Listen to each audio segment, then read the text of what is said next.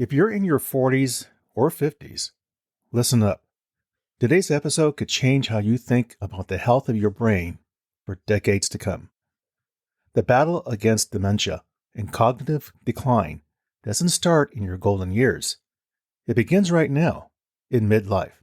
The latest research shows the path to staying mentally sharp as you age is paved during your 40s and 50s.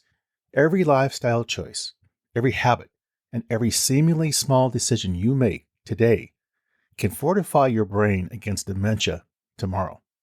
From simple nutrition tweaks to brain-boosting activities, we'll dive into strategies to help your cognition for the long haul.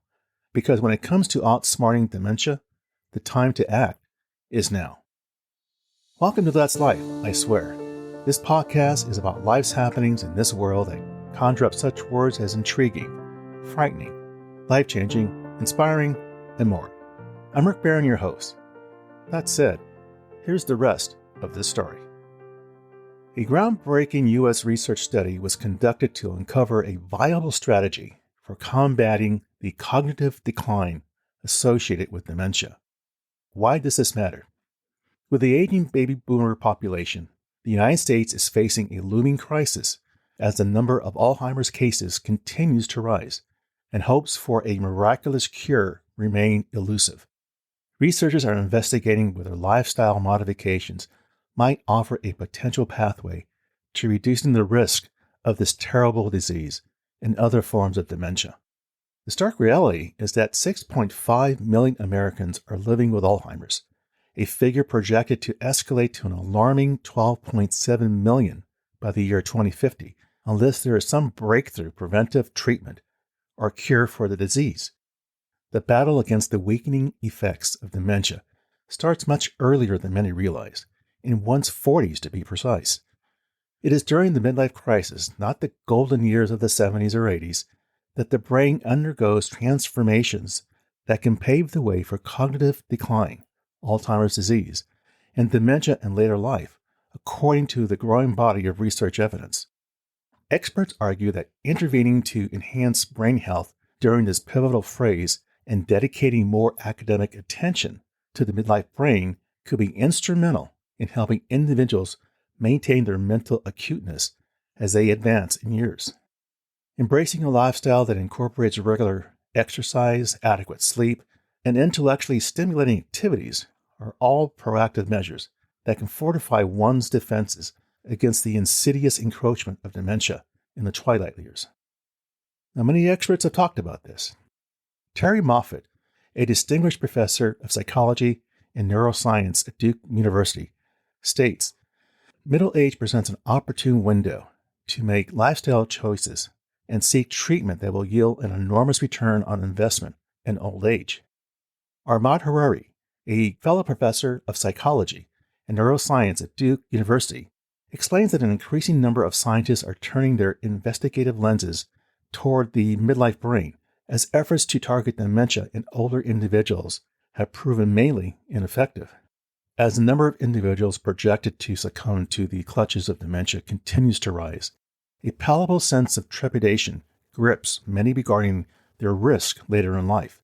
Medical professionals and scientists, too, are dedicating their utmost attention to this concerning issue. Let's talk about your brain.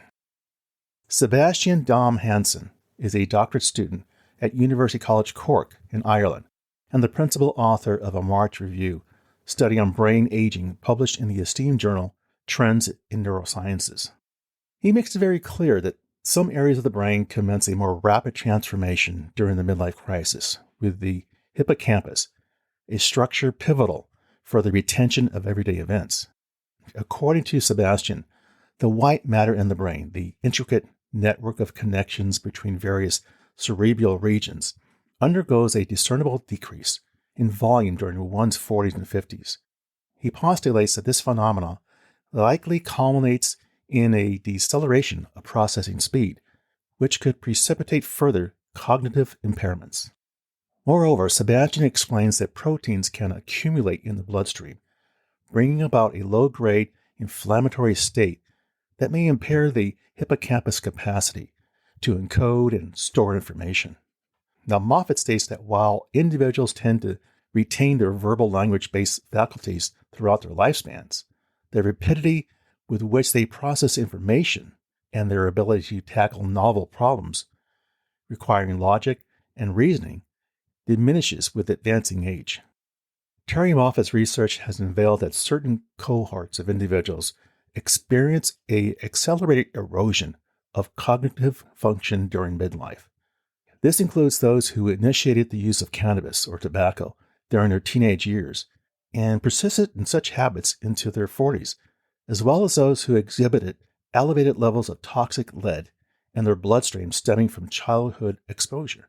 However, even those not belonging to these particular groups, some individuals manifest signs of premature aging in their 40s and 50s, a phenomenon that research has suggested may be linked to the eventual development of dementia later in life. Jessica Caldwell, the director of Cleveland Clinic's Women's Alzheimer's Movement Prevention Center in Las Vegas, shares that women navigating the midlife phase confront the added complexities of the menopausal transition, during which abrupt fluctuations in hormone levels can exert profound effects on the brain. While a woman's brain possesses the capacity to adapt to these changes through a process of reorganization, scientists are still actively studying the intricacies of this phenomenon and its ultimate ramifications. Not all subscribe to the notion that midlife constitutes a stark inflection point in brain health. Dr. David Noman, a professor of neurology at the Mayo Clinic in Rochester, Minnesota, asserts that the cognitive function that declines most prominently with age is processing speed, and this deterioration occurs gradually and varies substantially from one individual to another.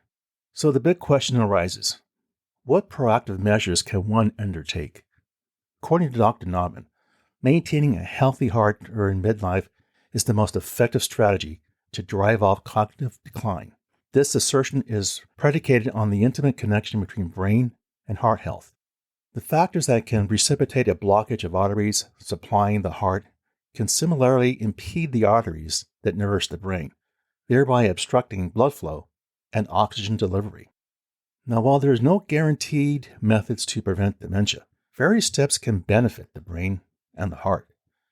These include regular exercise, adhering to a nutritious diet, and abstaining from smoking.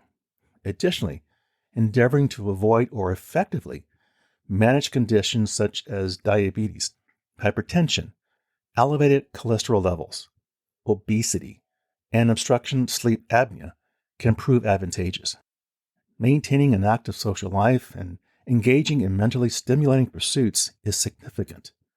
There are benefits to working in a challenging environment. It stimulates the brain, and it seems to be associated with better outcomes, doctors call out. Christine Viate-Walha, a psychology researcher at the Center for Lifespan Changes in Brain and Cognition at the University of Oslo in Norway, notes that there is no need to delay the implementation of these health-promoting measures until midlife. She observes that many lifestyle changes can set one on a more favorable trajectory in old age and can be initiated before midlife. I call out the rise of Americans living with Alzheimer's starting in 2022, and that it's expected to rise from 6.5 million to 12.7 million by 2050 unless there's some breakthrough preventive treatment or cure for the disease. In a first-of-its-kind trial, researchers are looking into whether eating right, exercising the body, and exercising the brain can put off Alzheimer's, the most common form of dementia. The study involved recruiting those between the ages of 60 and 79 and dividing them into two groups.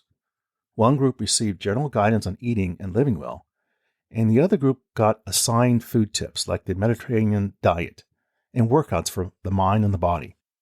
The objective was to track whether cognitive training could reduce the risk of developing dementia. A crucial component of the study involved exercising the brain. The Alzheimer's Society of Canada offered several strategies for achieving this goal. Training your brain. Engaging in mentally stimulating games like crossword puzzles, chess, checkers. The study itself utilized Brain HQ, an online platform offering games designed to challenge memory, speed, attention, social skills, and the navigation abilities. Cross-training your brain. This type of training calls for venturing outside one's comfort zone. Reading was recommended for those accustomed to listening to podcasts. Well, of all things. While those struggling with hand-eye coordination were encouraged to try activities as simple as darts. Embracing new hobbies or learning a new language could provide cognitive benefits. The results of this pioneering study was clear. Adopting healthy habits, regardless of age, could yield significant dividends as individuals grow older, making positive lifestyle changes, whether large or small, could profoundly impact one's cognitive well-being in the long run. So what can we learn from this story? What's the takeaway? No matter your age, making positive lifestyle changes, big or small, can pay huge dividends as you get older. Well, there you go, my friends. That's life, I swear. For further information regarding the material covered in this episode, I invite you to visit my website, which you can find on Apple Podcasts, for show notes calling out key pieces of content mentioned and the episode transcript. As always, I thank you for the privilege of you listening and your interest. Be sure to subscribe here or wherever you get your podcasts so you don't miss an episode. See you soon.